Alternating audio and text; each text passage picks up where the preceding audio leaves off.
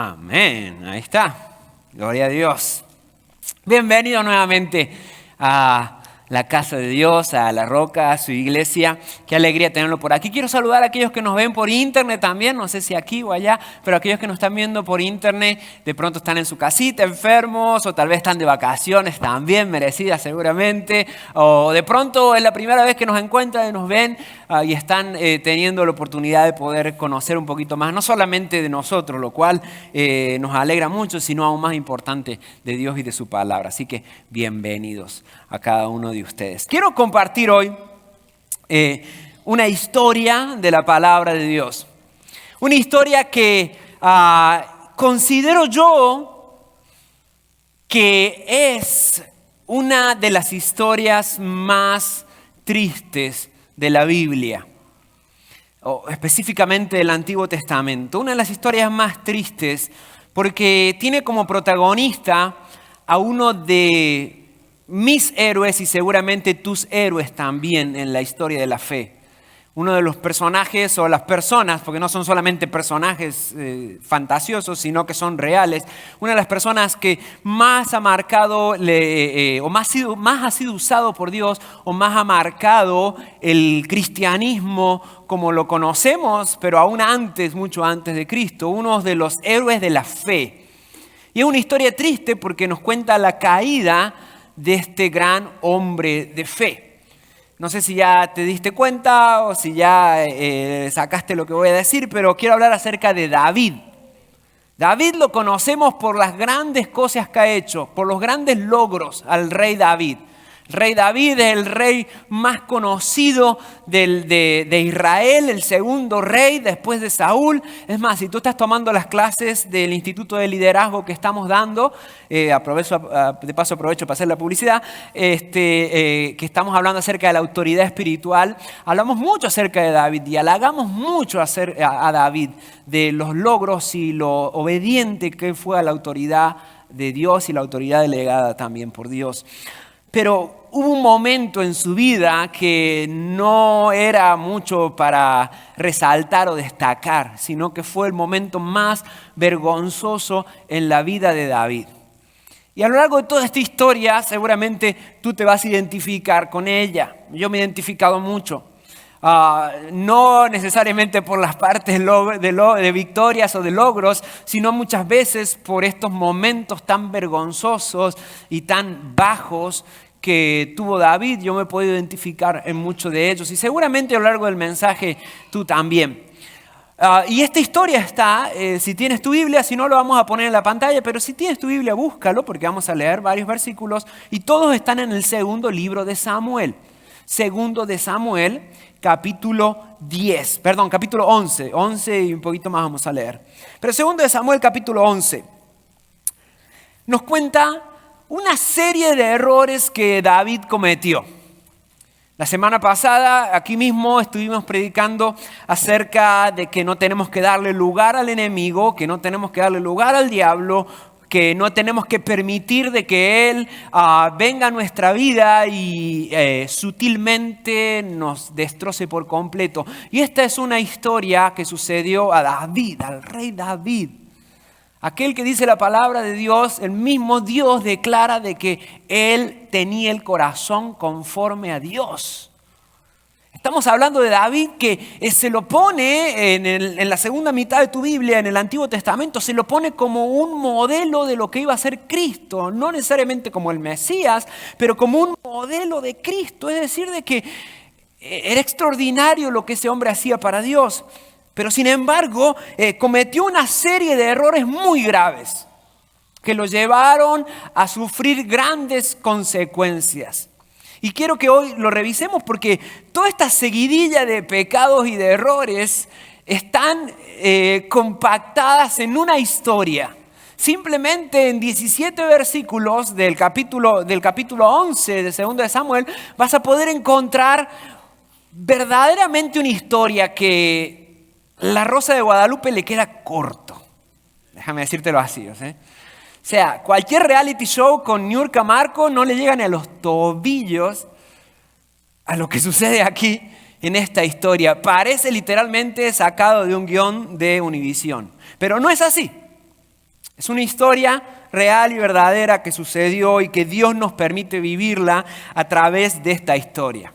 Y parece que le estoy poniendo mucha salsa, mucha crema a estos tacos, pero déjame decirte de que está buenísima esta historia si nunca la has escuchado. David superó muchísimas tentaciones en su vida, un montón, pero sin embargo cayó en una. Y el problema en realidad no fue su caída. El problema en realidad no fue su caída, sino el problema fue de que no alcanzó a reaccionar. Y ahí en esa caída fue de que empezó a enlodarse y embarrarse aún más y más y más. Y vamos a empezar desde el principio, obviamente, porque alrededor de este pequeño pecado o este primer paso que dio o primera puerta que le abrió al enemigo, hay una gran situación que se desenvuelve en muchísimas cosas que hoy vamos a estar analizando. David tomó una decisión muy grave y esa lo llevó al pecado. Vamos a buscar ahí en segundo libro de Samuel, capítulo 11, versículo 1 al 7, y vamos a ir de manera textual, ¿verdad? Y cronológica. Vamos a ir estudiando versículo por versículo aquí en nuestra pantalla, ¿ok? Dice, en la primavera, cuando los reyes suelen salir a la guerra, David, hijo de Joab, y al ejército israelita para pelear con... Vuelvo a leer otra vez. En la primavera, cuando los reyes suelen salir a la guerra, David envió a Joab y al ejército israelita para pelear contra los amonitas. Destruyeron al ejército amonita y sitiaron la ciudad de Rabá. Sin embargo, David se quedó en Jerusalén. Una tarde, después del descanso del mediodía, David se levantó de la cama y subió a caminar por la azotea del palacio. Mientras miraba hacia la ciudad, vio a una mujer de belleza singular que estaba bañándose. Vamos a dejarlo hasta ahí. El primer versículo nos dice de que era el momento preciso para salir a la guerra. David era el rey. Y era el rey, pero no como los reyes que nosotros conocemos ahora, que simplemente se sientan en su trono y aparecen cuando hay una boda real nada más o para ser coronados. No, en esa época el rey era aquel que iba al frente de la batalla, el que iba a la guerra. El rey no se podía imaginar ni por un segundo cuando todo el ejército estaba en guerra el quedarse en la casa, nunca. El rey era el que se ponía su armadura y el que iba al frente, el que iba a pelear contra el enemigo, el que estaba en el frente de batalla, aun cuando estaba más fuerte la guerra, ahí es donde estaba el rey. Y David lo había hecho muchas veces. David lo había hecho un montón de veces y Dios había demostrado su favor, pero sin embargo él no cumplió con su deber de rey. Y dicen de que en esta ocasión él se quedó a su casa. Todos los reyes salían a la guerra. David tenía la obligación como rey de salir a la guerra, como todos los reyes, pero no. Él se quedó en su casa. Y nos dice de que se quedó a dormir la siesta o la santa siesta. ¿Ok? Qué lindo dormir una siestita, ¿verdad? Ahorita llegando a tu casa, no te duermas todavía. ¿Ok? Pero dice que se levantó después del descanso del mediodía. ¿Cuál es el descanso que viene después del mediodía? Pues la siesta, ¿ok? Se quedó a dormir la siesta David en vez de ir a la guerra. Esa era su obligación, ir a la guerra, pero él no la cumplió. Quiero hacerte una pregunta, ¿cuál es tu deber? ¿Cuál tú sabes que es tu deber y tu obligación? No solamente obligación porque tienes que, sino tu deber. ¿Cuál es tu deber como cristiano? ¿Cuál es tu deber como padre?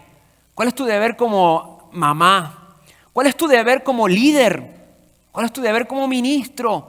¿Cuál es tu deber como hijo? ¿Cuál es tu deber como cristiano? Vuelvo a repetir. ¿Lo estás cumpliendo? ¿Lo estás llevando a cabo? ¿Lo estás poniendo por obra o estás durmiendo la siesta?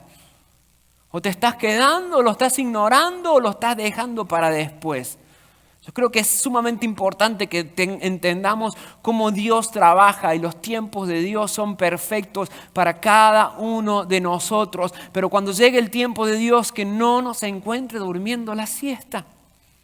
Que no nos encuentre haciendo lo que no tenemos que hacer o no cumpliendo con nuestro deber como hijos de Dios, como cristianos. Nuestra obligación como hijos de Dios es acercarnos cada día más a Él. Por eso como iglesia existimos para eso, acercarte a Jesús. Como iglesia, ¿estamos cumpliendo eso individualmente? ¿Nos estamos acercando más a Él en oración, en lectura de la palabra, en alabar a Dios, en congregarnos? Otra de nuestras obligaciones es compartir del amor de Jesús con los demás. Compartir del amor de Dios, ¿lo estamos llevando a cabo o simplemente estamos viendo cómo nuestros compañeros de trabajo, nuestros vecinos, nuestros hijos, nuestros familiares, nuestros padres se pierden?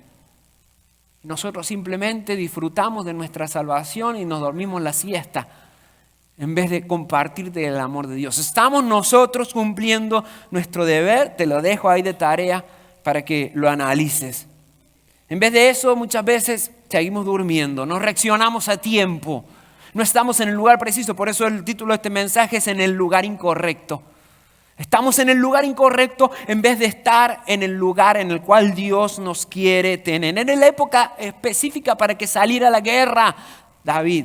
Era la primavera, el clima era perfecto, era favorable para pelear. Estaba en el momento indicado para ganar territorio, para avanzar. Pero no supo distinguir el tiempo en el cual estaban. No es ninguna noticia lo que te voy a decir, pero y no quiero ser fatalista, pero verdaderamente estamos en tiempos difíciles. Tiempos difíciles para la familia, tiempos difíciles para el ser humano, para nuestros hijos, en nuestra ciudad, en el país, ya sea que estamos en este país, ¿verdad? Pero en este país o en cualquiera de nuestros países estamos en tiempos difíciles en el cual la palabra de Dios nos dice de que cada día estamos más cerca del regreso de Jesús y de que todo esto se acabe y se venga al hoyo. Ahora, ¿qué estamos haciendo? ¿Estamos siendo conscientes de los tiempos que vivimos? O sea, estamos en una época en la cual la globalización ha llegado a la comunicación de manera tan tangente que todo lo podemos tener, todas las noticias en la palma de nuestra mano, a través de nuestro teléfono, instantáneamente. Y ¿nos estamos dando cuenta de la época en la cual vivimos? De los riesgos que corremos y de las dificultades que hay a nuestro alrededor. Si no, es porque estamos dormidos, tenemos que despertarnos, como iglesia también. Tenemos que reaccionar a los tiempos. David estaba desperdiciando una oportunidad de poder ganar, de poder avanzar, de poder conquistar. En el mundo espiritual hay puertas que se abren, que son oportunidades que Dios nos da para poder aprovechar ese mover especial de Él. Ahora, cuando a Dios se manifiesta de una forma especial, ¿lo aprovechamos? Por ejemplo, cuando nos congregamos, un ejemplo de tanto, porque este no es el único lugar o momento en el cual Dios se manifiesta. Puede ser en cualquier lugar, ¿verdad? Pero cuando se manifiesta acá, ¿lo aprovechamos? ¿O simplemente estamos pensando a dónde vamos a ir a comer al rato? ¿O qué linda siesta nos vamos a dormir saliendo de la iglesia? Aprovechemos cada puerta que Dios nos abre, cada mover de Dios. En la iglesia o donde sea que estemos, aprovechemos ese mover de Dios. Porque son puertas espirituales que Dios abre para verdaderamente manifestarse en nuestra vida. Y ese momento es el momento indicado para ponernos a cuenta con Dios y aprovechar lo que Dios está haciendo. El momento indicado para poner en práctica lo que aprendemos de la palabra del Señor. Y a veces lo que hacemos es quedarnos a dormir la siesta. Tenemos que aprovechar los tiempos de Dios. Es temporada de guerra, no es temporada simplemente de pasárnosla sentado. Aprovechemos las temporadas de Dios. Pero no termina ahí. Si David simplemente se hubiese quedado a dormir la siesta, seríamos muy injustos, ¿verdad? Y diríamos, ay, qué malo, déjelo descansar un rato, ¿verdad? Pero no se consiste simplemente en quedarse a dormir una siesta, sino que siguió más allá todavía. Dice de que él se levantó y estaba mirando la ciudad y vio una mujer de belleza singular que estaba bañándose. Dice de que él empezó a mirar, salió a la azotea y vio de que la vecina se estaba bañando. En esa época se bañaban afuera, no sé exactamente por qué. Bueno, no había baños o duchas como ahora, pero la Biblia un poquito más nos va a explicar un poquito más adelante que eso estaba sucediendo. Pero estaba ahí, pero no termina ahí, sino el versículo 3, porque en el 2 vemos de que vio una mujer, ¿ok? Y tú podrás decir, bueno, la vio, ya, ahí estaba, la vio por el rabo del ojo y ya. Pero no termina ahí, sino que dice de que luego envió a alguien a que averiguara quién era la mujer. Y le dijeron, es Betsabé, la hija de Eliam y esposa de Urías el hitita. Él no solamente vio a la mujer, sino de que él fue tentado a averiguar más acerca de la mujer. O sea, si él hubiese sido o se hubiese aplicado la sabiduría, no estamos diciendo que no era sabio, pero si hubiese aplicado la sabiduría, él hubiese dicho, no, hay una mujer ahí, no es la mía, mejor miro para el otro lado, como todos los hombres cristianos hacemos, ¿sí o no? Pero no. Dice de que él fue tentado a averiguar un poquito más. No le alcanzó con echarse el taco de ojo, sino de que empezó a investigar un poquito más. Quiso ir más allá. Le dio curiosidad. El dicho dice que la curiosidad mató al gato. No es un versículo bíblico, no me citen. Es un dicho, ¿ok? Pero dice que la curiosidad mató al gato y vaya que sí, ¿ok? Lo podemos cristianizar ese versículo y la curiosidad mató a David, podemos decir. David mató a Goliat, pero la curiosidad mató a David. Y lo que empezó como una inocente siestita,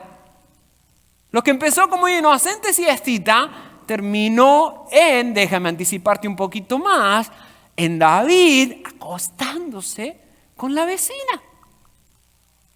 Terminó en fornicación, terminó en pecado.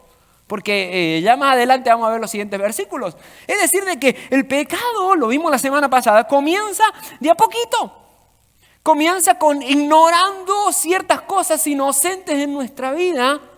Pero cuando no nos damos cuenta, eso empieza y no le prestamos atención, eso empieza a crecer de manera inimaginable. Es como una bola de nieve que empieza chiquitica, pero a medida que empieza a rodar y empieza a bajar de la montaña, empieza a agarrar más y termina siendo una avalancha y destruyendo pueblos enteros.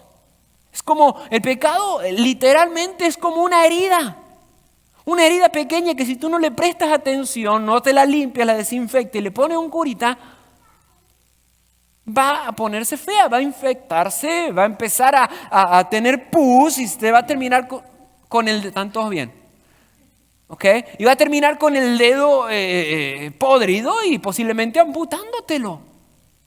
El pecado es como esa manchita que ve el doctor, ¿verdad? En la radiografía o el MRI, ¿verdad? Que es una manchita nada más. No podemos ignorarla porque esa manchita puede volverse en un tumor o en un cáncer. Entonces, el pecado así trabaja. Así que, déjeme hablarle así, iba a decir a calzón quitado, menos mal que no lo dije, pero déjeme hablarle directamente. El pecado, no seamos tontos, no seamos pavos, porque el pecado no viene así grandote, no, es poquito a poco. Y si no somos sabios, vamos a caer en esa tentación y esa bola de nieve se va a hacer más grande, como nos está mostrando aquí la historia de David. No creas de que aquel que peca o aquel que cae o aquel que engaña a su esposa o aquella que engaña a su esposo lo hace de un día para otro así. No, empezó con una miradita, empezó con un mensajito de texto que no ignoraste. Empezó con una sonrisita que no tenía que ir. Empezó con prestarle más atención a algo que no tenías que prestarle atención. Y no digo que hay que ser amargado y que no estoy hablando de eso, pero son esas pequeñas cositas que hacen, que parecen inocentes y que nos llevan aún a caer más fuerte. El problema no es caer, sino, vuelvo a repetirlo, el problema es caer y no reaccionar a tiempo. Todos somos tentados, absolutamente todos. Dice la palabra en 1 Corintios capítulo 10, versículo 13, de que Dios no va a permitir que seamos tentados. No es que Dios nos tienta, Dios dice no va a permitir que seamos tentados más de lo que podamos resistir. Es decir, de que todos somos tentados. Pero dice ese mismo versículo que junto con la tentación nos da la salida. Entonces, la salida siempre está. El problema no es pecar, el problema no es la tentación, el problema es cuando no reaccionamos. Bueno, el problema sí es pecar, pero el problema más grave es cuando no reaccionamos ante el pecado. Si la historia hubiese terminado ahí, ¿verdad? Y si le hubiese dicho, rey, está casado, mire, él se enteró, él dijo, le dijeron, es la esposa de Urías. O sea, si le hubiese dicho, está casada, olvídate, ya, listo, perdóname, Señor, por mirar a una mujer casada. Pero no termina ahí, por eso le dije que esta historia se pone buena. A usted no le gusta el chisme, así que de pronto no le llama mucho la atención, pero se pone buena. Versículo 4, dice, así que David envió mensajeros a que la trajeran. Y cuando llegó al palacio se acostó con ella. Ahí está, se acostó con ella. Cuando ella regresó a su casa, Betsabé recién había terminado los ritos de purificación posterior a su periodo menstrual. Parece algo inocente ese comentario entre paréntesis, pero tiene mucho que ver, ya van a ver a dónde llegamos. Pero dice de que él, sabiendo de que estaba haciendo algo malo, siguió todavía. Siguió, sabía de que estaba en tentación, sabía de que era un pecado, pero él siguió. A primera vista vemos a David precavido, ¿verdad? Vayan a averiguarme quién es ella. Lo hemos precavido, nos da la sensación de que él apenas se entera de que era esposa de alguien y va a decir, no, ni modo, ya, está bien. Muy bonita, muy linda la muchacha, pero no es para mí porque ya está casada. Pero no, él siguió adelante, sabía de que estaba haciendo algo malo. Le dijeron a David que ya tenía esposo, pero aún así él quiso con ella. Cada uno de nosotros aquí se nos enseña la palabra, aprendemos a través de la palabra a través de su Espíritu Santo nos revela qué es lo bueno y qué es lo malo. Y tenemos conciencia, pero muchas veces no usamos la conciencia, no hacemos uso de conciencia, ¿verdad? Y sabemos lo que es malo, sabemos lo que no nos conviene, porque vuelvo a repetirte, ya estamos grandes. No somos ni unos pavos, entendemos muy bien lo que es malo y lo que no es y lo que es bueno. Pero muchas veces nos inclinamos hacia lo malo. Y sabiendo dónde está lo mal, sabiendo dónde está el pecado, seguimos para allá, seguimos por ahí. No podemos decir de que no sabíamos. Come on, sí sabíamos. Pero claro, nos juega en contra nuestra humanidad, nuestra carne. Nuestra carne nos juega en contra, ¿verdad? Que siempre va a estar peleando para poder ganar y no siempre va a ganar. O depende de qué alimentemos. Si alimentamos más la carne, va a ganar la carne siempre. Pero si alimentamos más el espíritu va a ganar. Entonces, sabemos lo que es malo, al igual que David, pero aún así seguimos. Es un momento en el cual tenemos que hacer uso del Espíritu Santo en nuestra vida y permitir que el Espíritu Santo, cuando se revele y nos diga no, poder decir ok, no, listo, y no seguir en lo mismo. Dejemos de ser oidores simplemente olvidadizos y comencemos a ser hacedores de la palabra, dice Dios. Pongamos por obra nuestra palabra, ya basta de seguir en el mismo lodo, en el mismo fango, en el mismo hoyo. Empecemos a salir de ahí, empecemos a poner en práctica lo que el Señor nos dice. El trabajo que tenemos, o el llamado, mejor dicho, que tenemos como pastores es muy frustrante porque constantemente nos toca enseñar semana tras semana, día tras día, enseñar a personas que amamos como a cada uno de ustedes, enseñarles la palabra y enseñarles lo que es bueno, pero aún así verlos tomar decisiones que no son las correctas. Eso es feo, como tú como papá ves que le has enseñado todo a tus hijos, pero tus hijos siguen tomando las decisiones incorrectas, ¿te duele? Nosotros los predicadores, ese es el llamado nuestro. Enseñar a las personas que amamos la palabra de Dios y verlos tomar muchas veces decisiones que no son las correctas. No lleguemos a iglesia, seamos sensibles al Espíritu Santo y lo que Él nos enseña, entendamos que nuestra naturaleza humana siempre nos va a llevar a hacer lo malo. Pero ¿a quién le vas a hacer caso? ¿A tu naturaleza humana? ¿A tu carne o a el Espíritu de Dios que está en ti? Dale lugar a que Él obre en tu vida. Dice Proverbios 24, 33 y 34, de que el pecado llega a nuestra vida poquito a poco. Lo estoy parafraseando, es más, lo busqué aquí. Déjeme leérselo. Bueno, ya se me perdió, no lo voy a buscar. Pero dice de que el pecado, apúntelo por ahí, Proverbios 24, 33 y 34, de que el pecado llega poquito a poco a nuestra vida. Y cuando menos nos damos cuenta, viene y nos destroza por completo. Pero no terminó ahí, porque tú dirás, ok, está bien, David lo hizo, metió la pata, seguramente rápido se arrepintió, pero hasta ahí nomás llegó. ¿ok? Pero no llegó hasta ahí nomás. Versículo 5, ¿quieres que sigamos? ¿Ok? Versículo 5 dice, tiempo después cuando Betsabé descubrió que estaba embarazada. No te dije, te lo anticipé, ¿verdad? Si no habías nunca escuchado esta historia. Quedó embarazada la vecina. Tiempo después, cuando Betsabé descubrió que estaba embarazada, le envió el mensaje a David, o el WhatsApp, es lo mismo, diciendo, estoy embarazada. Imagínate la cara de David cuando se enteró de que no había sido simplemente un taco de ojo que se echó a mirar a la vecina, que no había simplemente sido un momento de lujuria, sino que encima quedó embarazada la vecina.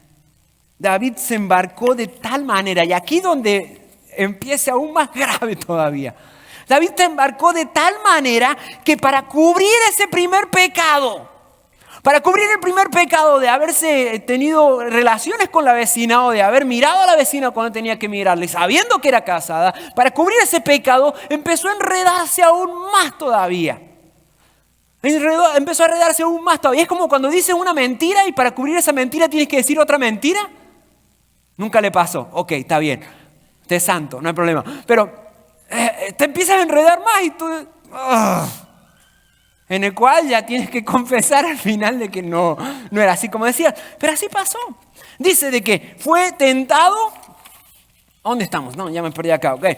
Dice de que esto no terminó con una aventurilla, sino que ahora había comenzado lo que había comenzado con una inocente siestita y no ir a la guerra, terminó con la vecina embarazada y aún más todavía. David tenía que hacer algo ahora.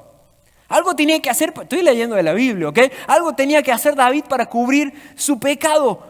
Pero el tonto de David no se dio cuenta de que no había manera de cubrir el pecado. De que Dios ya lo sabía absolutamente todo. Qué tontos e inocentes somos cuando creemos que podemos ocultar nuestro pecado ante Dios. Se lo puedes ocultar a tu esposa, se lo puedes ocultar a tus padres, me lo puedes ocultar a mí, pero a Dios, nunca.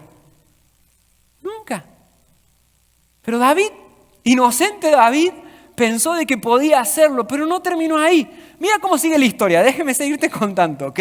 Ahí es donde empieza una aventura digna de mujeres, caso de la vida real. No sé, alguna de esas cosas, ¿ok?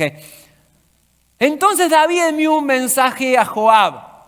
Mándame a Urías el Etita. Así que Joab lo envió. Es decir, David, el esposo de Betsabé, estaba en la guerra.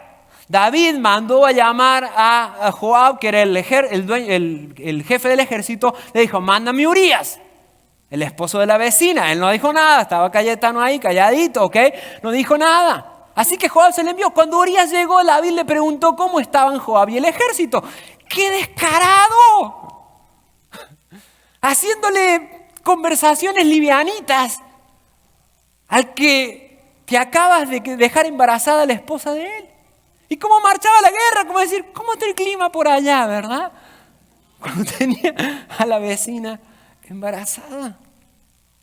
Después le dijo Urías, ve a tu casa a descansar. ¿Ven por dónde va? Ve a tu casa a descansar. David incluso le envió un regalo a Urías apenas dejó el palacio. Le dijo, vete a tu casa, tranquilo.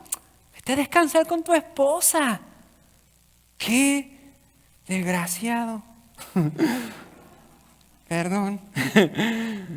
Pero él lo mandó a llamar de una manera descarada. El sonso le preguntó cualquier cosa. Y David manda a Urías a su casa para que se acueste con su mujer. Le dijo, pero Urías no fue a su casa, sino que durmió esa noche a la entrada del palacio con la guardia real. ¡Ay, ese Urías era un santo! Era un pan de Dios, decimos allá. Era lo más bonito que había Urías.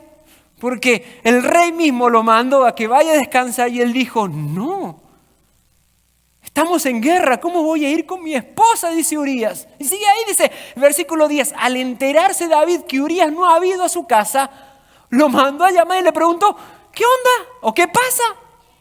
¿Por qué no fuiste anoche a tu casa después de haber estado fuera por tanto tiempo? Y el versículo 11, Urías le contestó, el arca y el ejército de Israel y el de Judá están viviendo en carpas de campaña y Joab y los hombres de mi señor están acampando a cielo abierto. ¿Cómo podría ir yo a casa para beber, comer y dormir con mi esposa? Juro que jamás haría semejante cosa. ¡Wow! Le estaba pero saliendo todo al revés a David. Quería que vaya para culpar a Urías, a su esposo, culpar o echarle, digamos, la mujer embarazada a él, que él creyera de que había quedado embarazada de él. Pero en realidad él le dijo que no, que nunca así lo iba a hacer. No termina ahí, te lo dije que esta era una telenovela. El versículo 12 dice, está bien, quédate hoy aquí, le dijo David, y mañana puedes regresar al ejército. Así que Urías se quedó en Jerusalén ese día. Le dijo que David, ok, quédate acá, tranquilo, no vayas, quédate a dormir aquí. Versículo 13, David lo invitó a cenar y lo emborrachó. Oh my God. ¿Hasta dónde llegaba, verdad? ¿No vas a ir sobrio? Vas a ir bien borracho, pero vas a ir.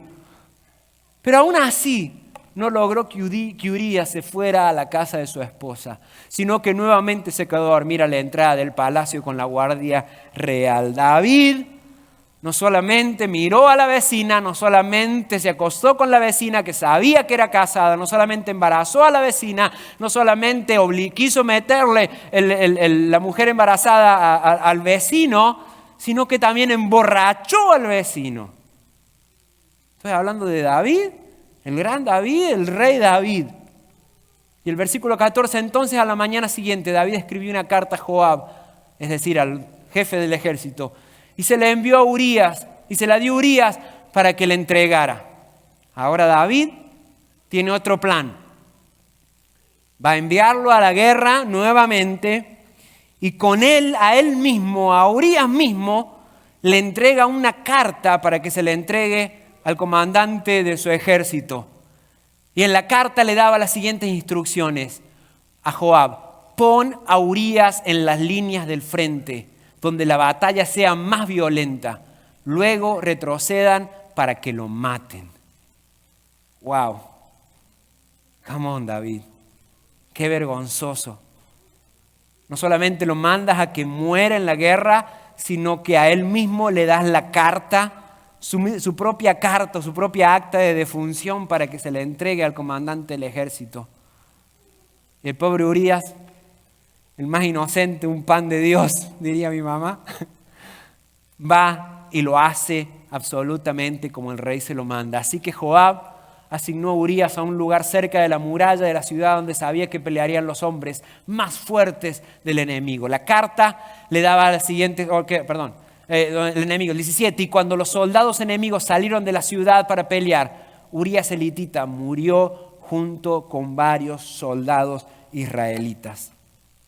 Ahora David no solamente se acostó con la vecina, la dejó embarazada y quiso culpar al esposo de ella, sino que fue el culpable de asesinar a su vecino.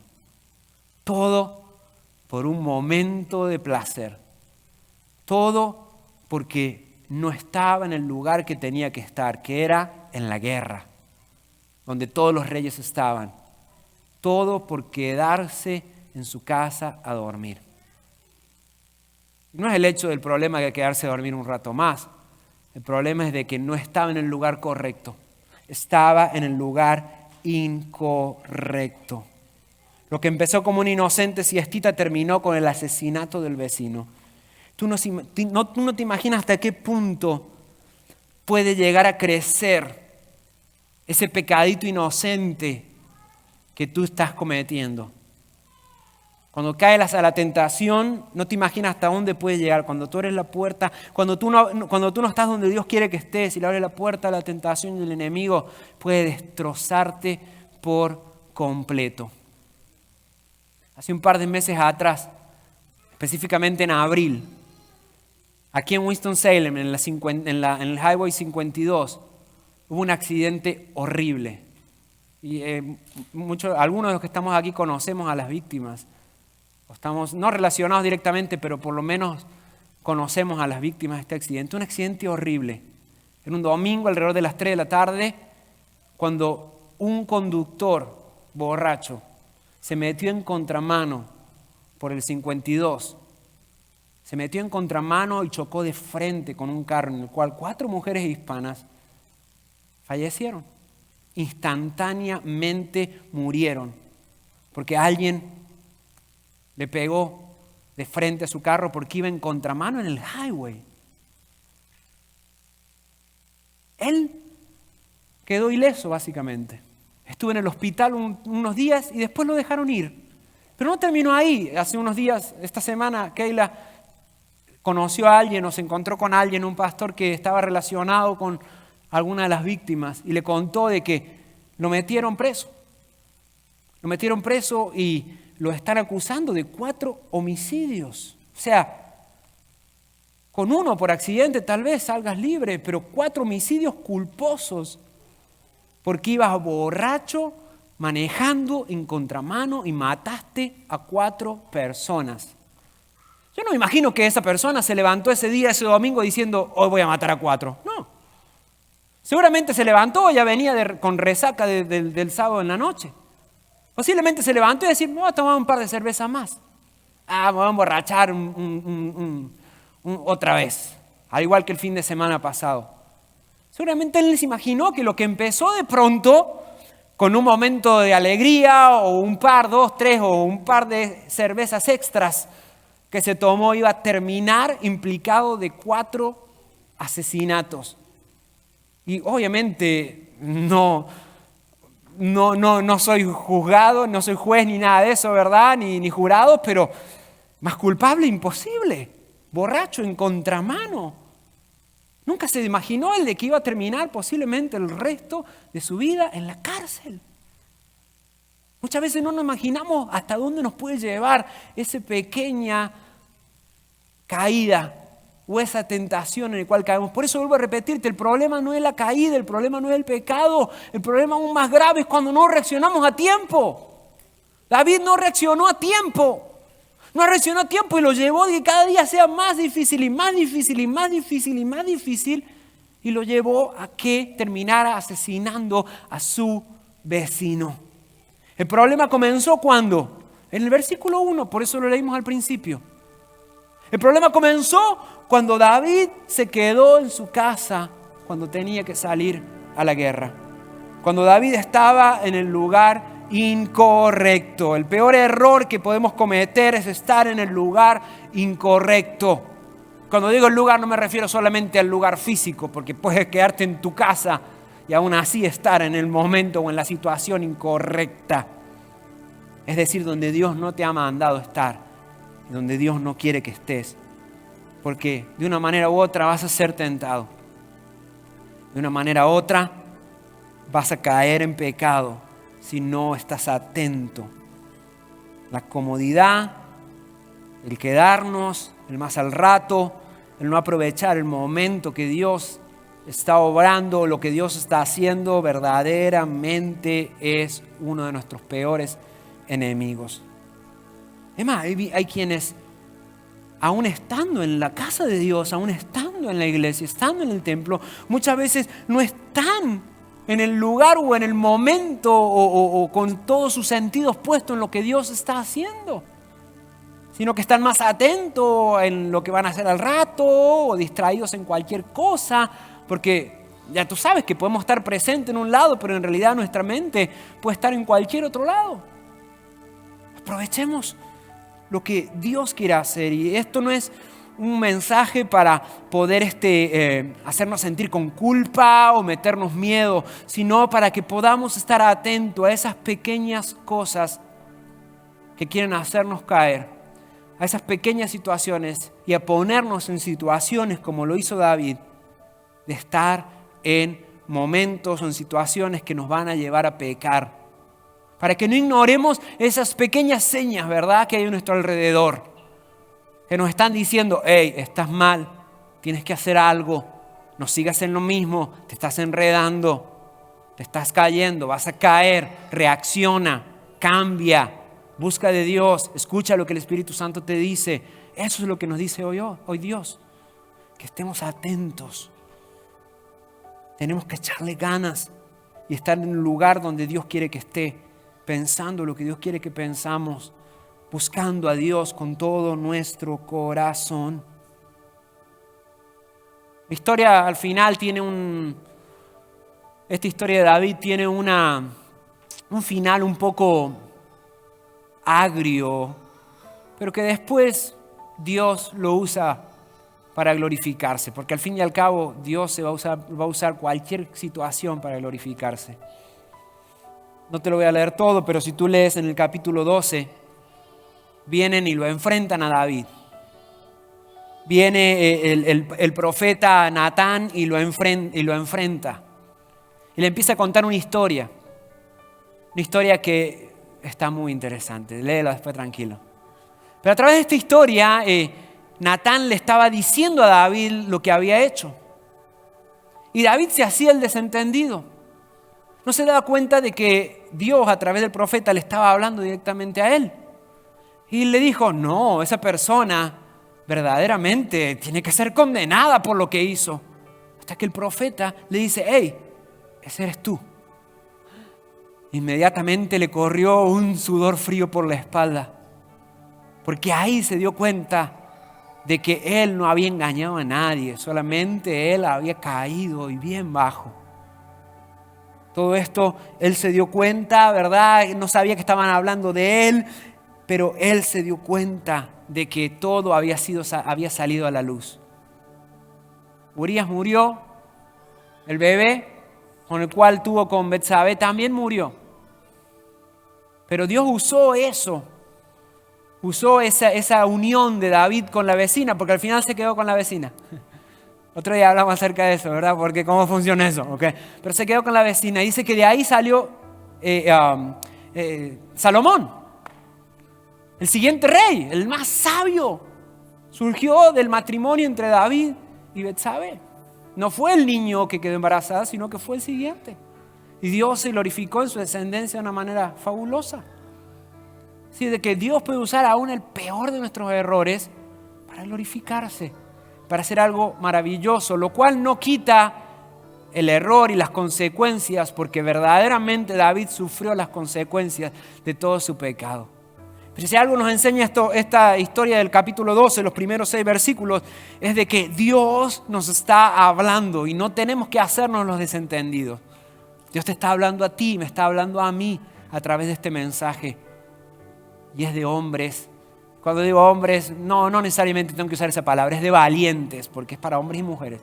Es de valientes reconocer nuestro error y decir, hey, la regué. Perdóname, Señor. Levántame. No voy a seguir igual. Ponte de pie, por favor. Amado Dios de la gloria. Señor, si algo tú quieres guiarnos es a siempre ser sensibles a tu Espíritu Santo. Y hoy no considero de que haya sido una palabra mía esta ni cerca, Señor, sino que ha sido tu Espíritu Santo hablándonos hoy. Y si alguien ha convencido aquí, Señor, no ha sido yo el que ha convencido, sino que ha sido tu Espíritu Santo que nos ha convencido a cada uno de nosotros. Señor, perdónanos. Señor, ayúdanos, Señor. Si yo puedo pedir perdón por la iglesia que nos has permitido liderar, Señor. Pero cada uno de nosotros tendremos que ponernos a cuenta contigo, Señor. Perdóname, Señor. Perdóname por no darme cuenta, Señor, que esas tentaciones y esos pecados que parecen inocentes, Señor, son los que me llevan a caer cada vez más y más profundo, Señor. Perdóname, levántame, Señor. Restáurame, Dios eterno. No permitas, Señor, que siga el enemigo tomando ventaja de mi vida y que mi carne siga tomando ventaja, sino que glorifícate con tu poder y gloria en mi vida, Señor. Yo te ruego por cada uno de los que estamos aquí presentes, Señor, para que esta palabra no sea simplemente un golpe duro, sino que pueda venir, Señor, y que pueda ser recibida con el amor que tú nos las has dado el día de hoy. El amor que lleva al perdón, que lleva al arrepentimiento, que lleva a la restauración. Gracias. Gracias, Jesús. Gracias, Señor, porque al fin y al cabo tú usas todo para glorificarte, todo obra para bien, Señor. Gracias te doy, precioso Rey. Te pido en el nombre de Jesús que tú continúes obrando más y más y que esta historia, esta palabra, Señor, siga haciendo mella en nuestros corazones, Señor. Siga invitándonos a buscar y acercarnos más a ti. Gracias te doy en el nombre poderoso de Jesús, Señor. Amén y amén. Amén. Dale un aplauso a Dios, amén.